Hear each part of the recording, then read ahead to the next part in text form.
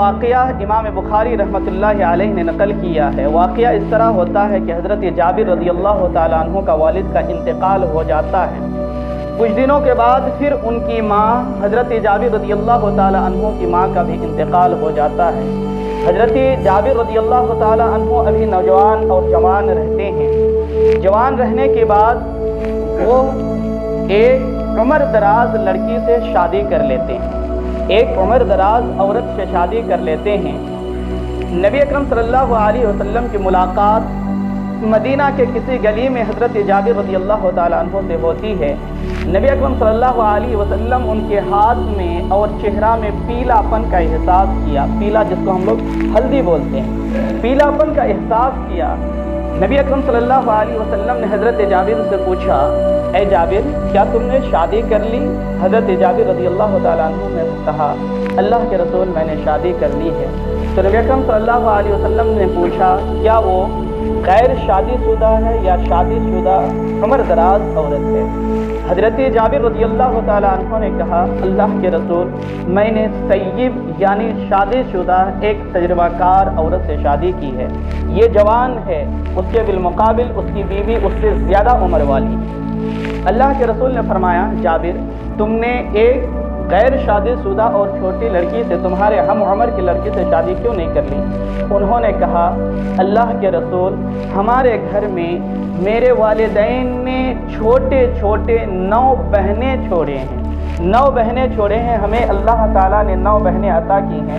میرے والد کا بھی انتقال ہو گیا ہے، میری والدہ کا بھی انتقال ہو گیا ہے، میری ان چھوٹی چھوٹی 9 بہنوں کو دیکھنے کے لیے گھر میں کوئی نہیں بچی ہے، اسی لیے میں نے تجربہ کے سامنے میں نے اپنے تمام خواہشات کی قربانی دیتے ہوئے میں اپنے ایک عورت عمر دراز عورت سے شادی اس لیے کی ہے تاکہ ہماری ان چھوٹی 9 بہنوں کا دیکھ بھال ہو سکے۔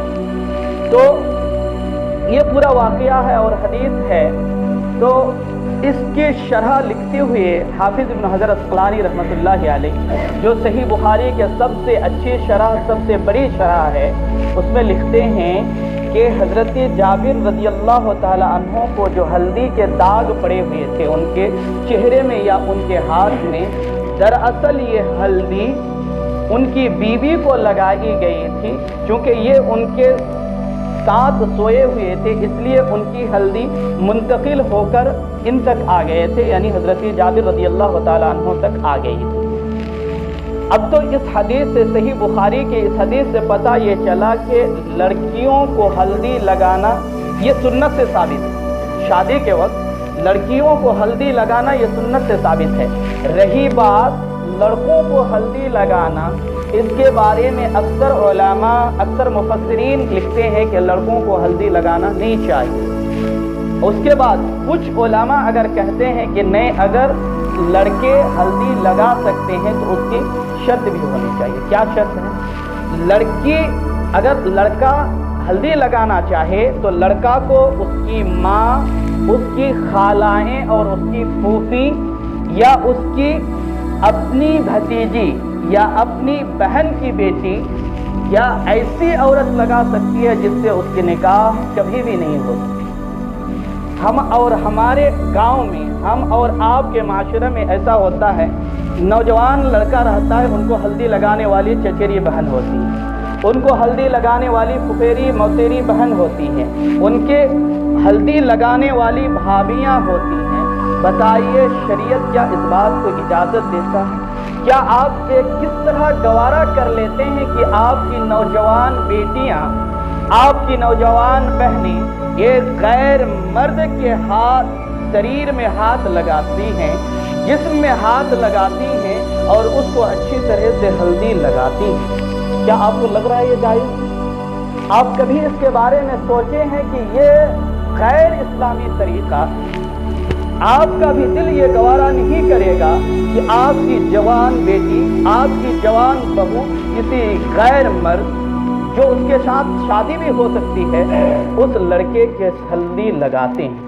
اسلام نے اس کو قطعاً ناجائز قرار دیا ہے کہ ایسی لڑکی یا عورت کسی لڑکا کے شریر میں یا جسم میں ہاتھ لگائے بغیر کسی شرعی عذر کا، یہ قطعاً حرام ہے۔